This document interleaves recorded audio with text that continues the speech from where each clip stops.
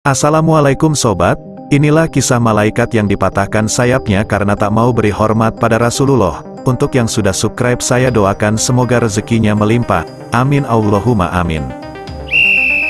Ada kisah menarik tentang malaikat yang dihukum Allah Subhanahu wa Ta'ala. Seperti apa kisahnya? Di dalam kitab Mukasyafatul Qulub karya Hujatul Islam, Al-Imam Abu Hamid Muhammad bin Muhammad Al-Ghazali At-Turtusi atau Imam Al-Ghazali, diceritakan tentang hukuman malaikat yang terbukti enggan menghormati kedatangan Rasulullah Shallallahu Alaihi Wasallam. Ketika itu tengah terjadi peristiwa Isra Miraj atau perjalanan Rasulullah Shallallahu Alaihi Wasallam menuju Sidratul Muntaha untuk menerima perintah salat. Di saat itu Rasulullah melintasi langit, terdapat 70.000 malaikat di langit yang berbaris dan melayaninya. Mereka begitu hormat atas kedatangan Rasulullah.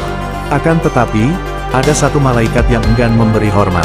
Malaikat itu bahkan tidak berdiri saat Rasulullah melintasi langit. Maka Allah Subhanahu wa Ta'ala menghukum malaikat tersebut dengan mematahkan kedua sayapnya. Tidak hanya itu, malaikat nakal itu juga diasingkan di bumi dan ditempatkan di atas sebuah gunung yang tinggi. Di tempat itu malaikat yang satu ini hanya bisa menangis dan menyesali perbuatannya. Keberadaan malaikat yang dihukum tersebut diketahui oleh Rasulullah Shallallahu Alaihi Wasallam saat mendapatkan laporan dari malaikat Jibril. Kepada beliau, malaikat Jibril berkata, "Ya Rasulullah, aku telah melihat ada seorang malaikat langit berada di atas singgasananya. Dan sekarang ini kulihat malaikat itu berada di atas gunung Ka'af, dengan sayapnya yang patah dan sedang menangis." Malaikat Jibril lantas mengatakan, bahwa suatu hari malaikat yang malang itu melihat kehadirannya. Sambil menangis, malaikat itu meminta pertolongan. "Adakah engkau mau menolongku wahai Jibril?" Tanya malaikat malang tersebut. "Apa salahmu?" Tanya malaikat Jibril. "Ketika aku berada di atas singgasana pada malam Isra Miraj, lewatlah padaku Muhammad, kekasih Allah. Lalu aku tidak berdiri menyambutnya dan Allah menghukumku dengan hukuman ini, serta menempatkanku di sini seperti yang engkau lihat." Jelas malaikat malang itu yang terus-menerus menangis dan menyesali perbuatannya. Setelah menangkap penjelasan itu, malaikat Jibril pun mencoba untuk memberikan pertolongan dengan merendahkan diri di hadapan Allah Ta'ala. Maka Allah Ta'ala berfirman, "Hai Jibril, katakanlah agar dia membaca sholawat atas kekasihku, Muhammad Sallallahu Alaihi Wasallam." Kemudian malaikat Jibril menyampaikan hal itu kepada malaikat malang tersebut agar membaca sholawat kepada Rasulullah Sallallahu Alaihi Wasallam.